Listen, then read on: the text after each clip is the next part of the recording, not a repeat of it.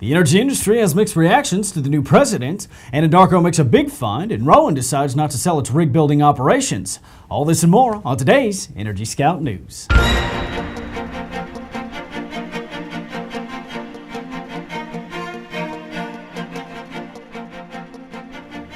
Hello and welcome back to Energy Scout News and Information. I'm Red Byers. The United States has chosen a new president with the election of Barack Obama. Now, some in the industry are already looking to the new administration with mixed emotions.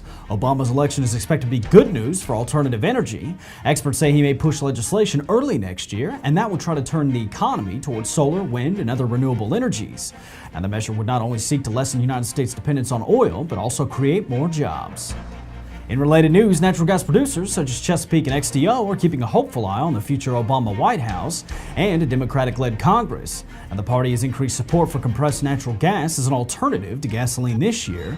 Legislators plan to introduce a bill in January that would promote incentives to install CNG pumps at filling stations, as well as build CNG-powered cars while encouraging Americans to buy them. On the other hand, some worry that it may of what the future holds for the oil industry. Obama could block oil and natural gas drilling in new offshore areas, and some analysts say he's likely to fence off areas that Bush recently put back into play. An American Petroleum Institute president, Jack Gerard, stated that if Obama pursues plans to impose a windfall profits tax on oil companies, he would wind up harming one of the few industries still thriving. The financial crisis could make the U.S. an LNG player, but first, a look at today's mergers and acquisitions. Marathon Oil has completed the $416 million sale of stake in the Heimdall infrastructure to Centrica. Transcenda has made a $154 million offer for an interest in Delta Petroleum. And finally, Basic Earth Science Systems has acquired a working interest in a horizontal Bakken well operated by Marathon Oil. And Anadarko's made a big find in the Gulf of Mexico. In a present well near the Tonga West discovery found more than 700 feet of net pay and dipping formations. According to Anadarko, the discovery confirms that Tonga West is a world-class reservoir with 200 million to 400 million barrels of oil equivalent. And the company expects to start significant production by 2011.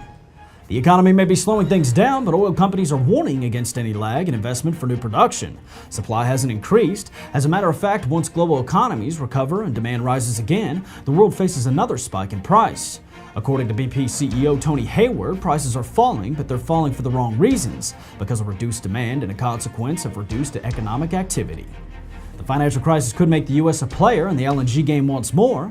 North American gas prices are plunging, but LNG producers face weak demand worldwide. That could send them to the United States as market of last resort for supply increases. However, global demand is expected to bounce back in a few years. And without new supplies, LNG will be tight again after 2012. A new Tennessee refinery will use grass to create fuel, but first, a look at new contracts. Flint Energy Services landed a $12 million contract for pipeline maintenance at Canadian Natural Resources Horizon Project near Fort McMurray, Alberta. Worley Parsons has received a $160 million contract from Suncor Energy for the Firebag Stage 4 pads oil sands project. And finally, ProServe has been awarded the design, manufacturing, and supply job for a chemical distribution panel for the turret system of the Cascade Chinook floating production, storage, and offloading vessel.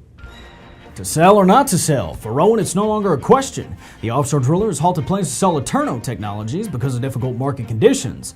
Now, Rowan will continue to review its options for its rig building business. According to CEO Danny McNeese, we do not anticipate that a transaction, if any, will be completed until market conditions improve significantly.